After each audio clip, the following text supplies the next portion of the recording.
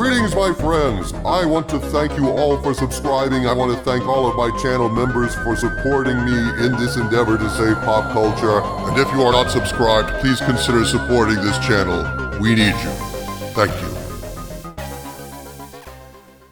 Greetings, my friends. I am Dictor Van Doomcock, the future ruler of Earth, and I am here today to gloat and celebrate the final failure of Kevin Feige's MCU, a box office bomb of spectacular proportions, The Marvels. Folks, remember when I said that Disney wasn't happy with Brie Larson years ago after Captain Marvel came out? At that time, people scoffed at me, saying, how can Disney not be happy with Brie Larson after Captain Marvel made it so damn much money? Well, setting aside allegations that Disney was buying up blocks of tickets in theaters to give the impression that shows were sold out when they were anything but, my Hollywood spies were telling me allegations from sources that Brie Larson was difficult to work with on set, that she was not liked by her co-stars, a rumor I tend to believe given the recorded press events where her co-stars seemed to take shots at her and metaphorically, if not literally, roll their eyes whenever she blathered on. My sources said there would be changes for Captain Marvel 2, as Marvel kind of struggled to find a way to make Brie Larson's Captain Marvel palatable to theatergoers. One idea was to pair a likable character like Spider-Man with Captain Marvel to add some humor and personality to her otherwise joyless second appearance.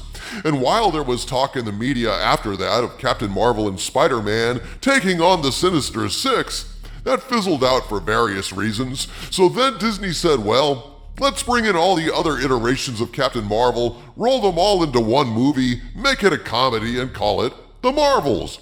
Again, we see this development as a desperate gambit to make Brie Larson's Captain Marvel likable, or failing that, and trust me, they did fail that, to at least bury her in the cast shuffle and keep things moving quickly so that Brie will get lost in the madcap confusion. Sadly for the MCU, The Marvels is clearly a massive failure for Disney, and perhaps statistically the single greatest failure in the history of the MCU. Come on, dude, that's not possible, is it? I mean, you're telling us that The Marvels did worse than the Elementals? Worse than Ant-Man and the Wasp: Quantumania? Worse than the Incredible Hulk, for fuck's sake. Hey, I know it's a bold statement, but don't take my word for it, Harvey Cthulhu. Check out what Deadline is saying. Deadline also piled on The Marvels with a vicious headline that refuses to sugarcoat the situation. The Marvels meltdown. Disney MCU posts lowest box office opening ever at $47 million. What went wrong? In this article, they write, quote, the last-minute push for The Marvels with an appearance by star Brie Larson on Friday's The Tonight Show and at a theater in New York City post-actors strike have not moved weekend grosses any higher for Marvel Studios' The Marvels. The film is posting a 3-day at the bottom of yesterday's estimates with $47 million, the lowest ever for Disney's Marvel Cinematic Universe. By all accounts and by all sources, it's a disastrous result for a $200 million Marvel Studios movie. The Marvel's misfire is about the rusting of a platinum brand that's in need of some serious, not polishing, rather resurfacing. Months ago, who would have thought that Universal Blumhouse's Five Nights at Freddy's 2 weeks ago, in a day and date debut on Peacock, would post a higher opening at the box office, $80 million, than The Marvels. It's interesting to put the two pieces of IP side by side because it says something about Universal and Disney's ability to harness fans around an event. No kidding, man. Listen, Marvel doesn't have any fans left. Disney doesn't have any fans left. Nothing compared to what they used to have. Universal treats their fans right, gives them quality stuff. No wonder fans respond to Universal, and Disney just keeps alienating the fuck out of fans. This is absolutely correct, Harvey. The article continues, as we mentioned earlier, there's a maelstrom of reasons why The Marvels didn't work. Many will be quick to point to superhero fatigue, and that the great comic book movies of the millennium are now seeing their grand demise, just like the big Hollywood musicals of the 1960s. No, the Marvel's meltdown isn't about superhero fatigue. It's about Disney's overexposure of the Marvel Cinematic Universe brand on Disney Plus, and those moth holes are beginning to show. Keep what's meant for the cinema in cinemas, and keep what's meant for in homes in the home. Meaning this whole crossover streaming into film master plan isn't working, nor is it really connected in a jaw-dropping way. And with Ms. Marvel not being one of the OTT service's better series, a la WandaVision and Loki Season 1, there's a whole quad of fans who either didn't catch Ms. Marvel or who were too turned off by it that they sure as heck don't want to see the Marvels. Per post-track, 64% of the Marvel's audience have Disney Plus, unquote. All of that word salad is code for one thing, Doomcock. Marvel has cranked out a bunch of shit, and fans are just tired of stepping in it. There's no superhero fatigue, there is only suck fatigue. And people are sick and tired of going to movie theaters and paying to see sucky garbage. It's a tough thing for the mainstream media to talk about, oh Skull of Calderon, but you are essentially correct. Damn near every Marvel project post-Endgame has sucked and been steeped in wokeness and intersectional feminism for years now.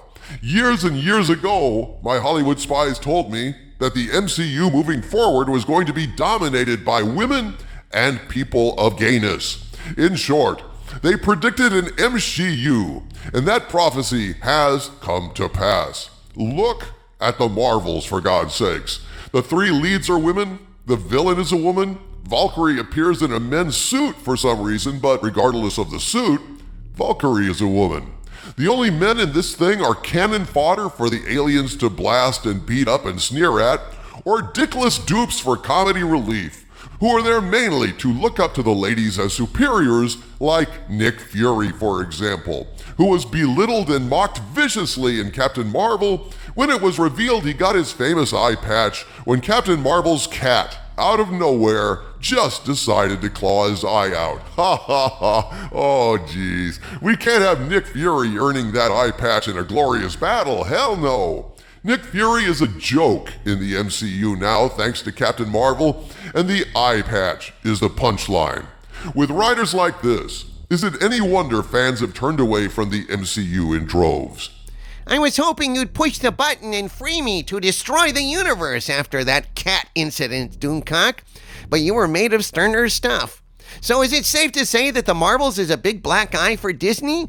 Mickey is looking like a raccoon these days, Harvey, not a rat, with two fresh shiners and yet another box office flop. CNBC just published an article titled, "The Marvels has the worst opening weekend ever for any MCU film at $47 million, and in that article they lay out the basics of the case. Quote, "The Marvels generated an estimated $47 million domestically over its debut weekend, the lowest in franchise history. Initial predictions saw the latest Marvel Cinematic Universe film opening to between $75 million and $80 million domestically. The only MCU films that have opened lower than $60 million have been 2015's Ant-Man and 2008's Incredible Hulk. Disney and Marvel Studios have struggled to reconnect with audiences in the post-Endgame era.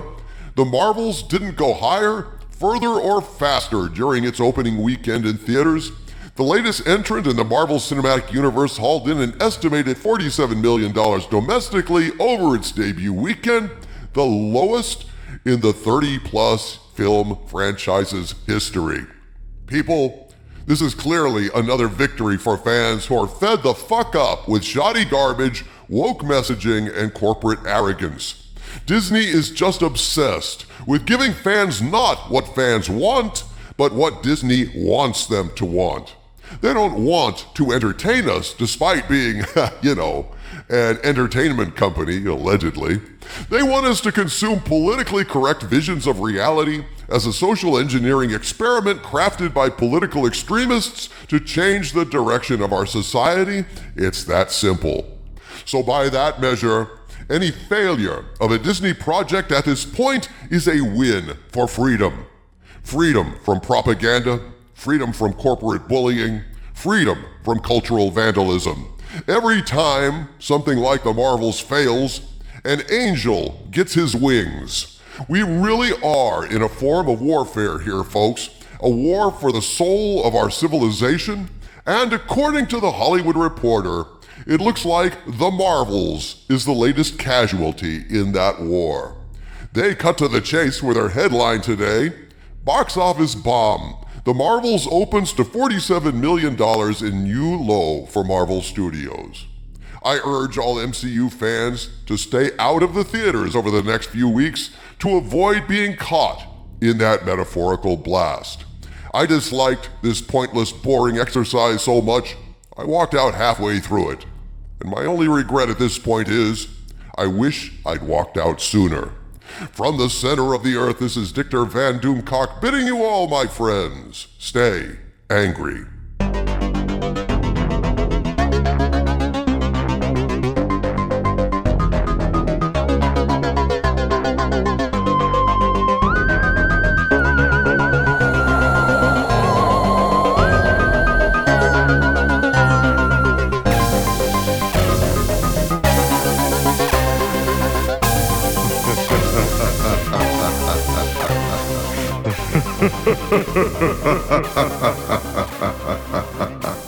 Ha ha ha ha ha.